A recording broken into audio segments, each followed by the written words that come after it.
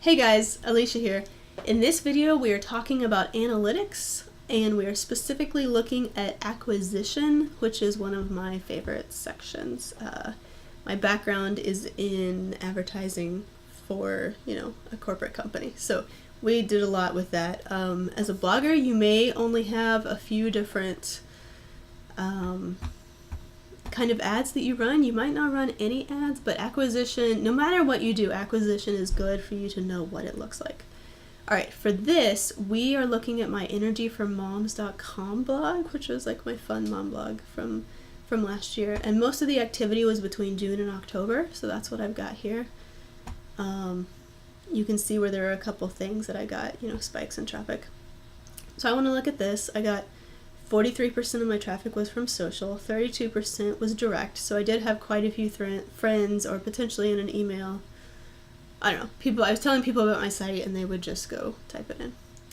And actually, in order to see this date range, some of this is before I added the view to exclude my IP address, so some of the direct traffic is me, for sure.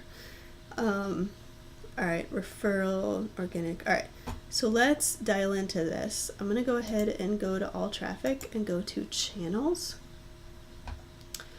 for this date range, and then we will be able to easily see social. Okay, so I'm going to go ahead and do a secondary dimension. It's kind of advanced, but right now I just want to give you an idea of the kind of stuff that you can see in here. Okay. So if we're just looking at overall all of our traffic and we just kind of want to know where did it come from, biggest source was direct. Okay, besides that, Facebook referrals was a lot, and then Modern Mrs. Darcy. Okay, I looked for different link parties and I started commenting on other people's blogs, and I love Modern Mrs. Darcy. I was really I did a lot of book review kind of posts about nonfiction books, and she mostly does fiction.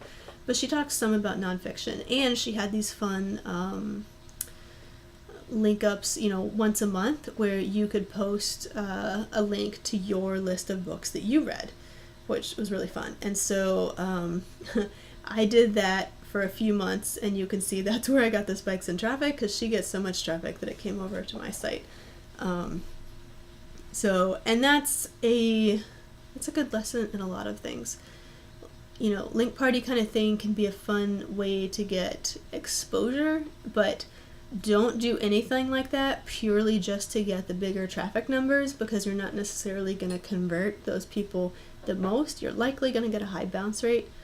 That's one of the main points of being in here and looking at this. So many things you can get traffic for, but you really want to know what kind of quality traffic. Are they engaged? Were they really looking for you? Were they just pinning the pin? If they came to your article, from Pinterest, you want it to be amazing and resourceful, and potentially, if it's really good, the people that enjoyed it, I know I've found some where I'm like, oh, I want more by this person. That's what you want them to think. So, which we all know, quality content's like the beginning, the starting place, but you want to make sure that you've got your site set up to where at the end of the article you've got something where it's like, for more about this, or for this related topic, or if you're wondering about this related thing, always point them to somewhere else to read next. Yeah, so Facebook, I was just sharing on Facebook, and then Pinterest. Yeah, so Facebook and Pinterest are the next two. Different kinds of Facebook come over differently. I got a little bit of organic reach. Let's go to source medium. And then I'm going to do something fun over here. I'm going to click on comparison. And then I'm going to do bounce rate. And oh no, they were all really bad. Okay, so some of the Facebook posts and then some of the direct. So my friends stayed on the site the longest because they were looking for me and my content, and they were continuing to read. I was just looking at this from a friend of mine, and I could definitely see for her where she had done the guest posting, the referrals from those other sites. did the best and had the best bounce rate, as opposed to some of the other sources where she's gonna, it's gonna take more time to convert the Pinterest traffic to build up a brand where people are actually potentially looking for your pin in Pinterest instead of just checking out a bunch, glancing at yours, going, oh, okay, or saving it potentially to read later. Some of this might be where they glance and go, yeah, I want to read that, but not right now.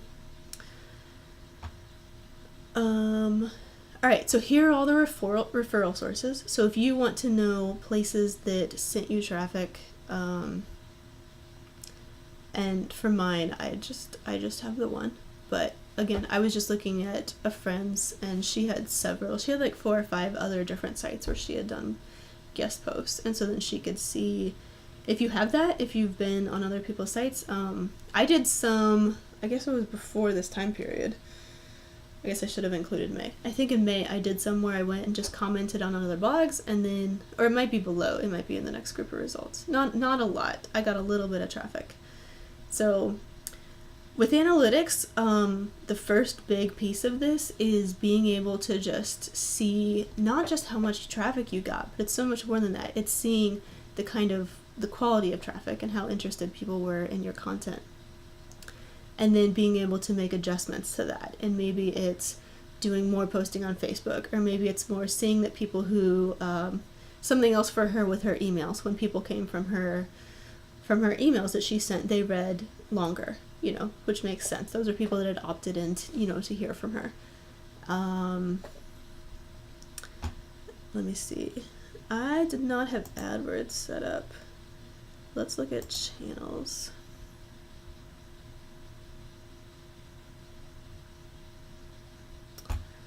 Let's go ahead and just look at the social. So how does social? Okay.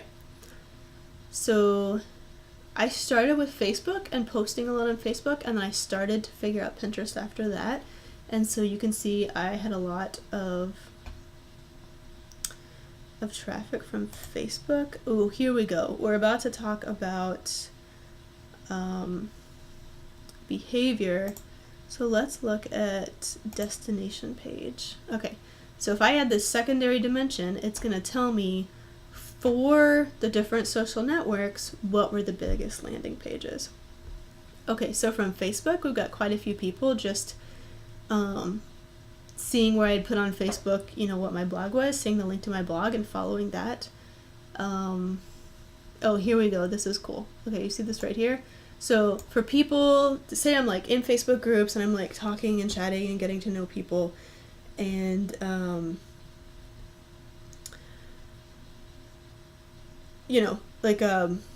they, all the time I chat and talk to people, and then like, oh, I wonder what their blog is. So you click on their name, you click over, and then you find, the link, and you click on that. So people who did that with me, like they talked to me, and either I mentioned it to my friends or somebody that I met, talking about a blog or whatever, they went and they found my blog. Those people were really engaged. They stayed for an average of 2 minutes. And their bounce rate was much lower, which bounce rate basically means they viewed more than one page. So those people read more of my site. They clicked over to see, and I've done that too, and I usually clicked over to read like a couple of different posts, because I'm not curious about like a certain topic or a certain post. I'm curious about that person. So I'm like, oh, what's their blog like? Let me click around and view a couple topics. Here is, this post on Facebook got reshared by a couple people, so got more exposure. Dear Mom, do you feel like no one sees you? I love that post. I was just sharing something, a message I felt for other moms, like, your family does see you. It's a good, I should reshare it from thinking about Mother's Day. Maybe not. But anyway, sometimes moms feel like people don't see, and it's like, no, everybody does see you. They just appreciate it so much that they assume it, and sometimes they don't always say thank you, but just that, like, we do see you. Anyways, that one got reshared, and so that got some traffic. And then this Pinterest, I played a little bit with Pinterest ads, and so I actually ran an ad for a little bit for that, and so that's why that one came up more. And then how to delegate invisible work at home. I had that as a featured post on my homepage for a while, and that got some traffic. So that's where you can, either remember or like keep a rough spreadsheet of just activity that you do, so that then you can look in here and just kind of match it up and say, oh, I did this, how many did I get from that? I shared this on Facebook, or, you know, somebody shared this on Facebook, or somebody, whatever, like the different activities, a guest post, I did a guest post, or I tried an ad on Facebook or Pinterest, or I posted this on Instagram. Yeah, so these few Pinterest ones are ones that I tried ads for, just, you know, playing with it. And then, yeah, the Millennial Mom one did well. And then, yeah, so these different ones I can see, oh yeah, that's why those did well.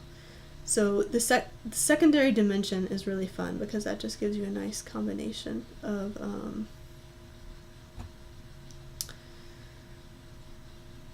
you know, being able to combine different things together. Well, that is acquisition. I don't want to make these videos too long, so I'm going to start a new video and just give you an introduction to behavior.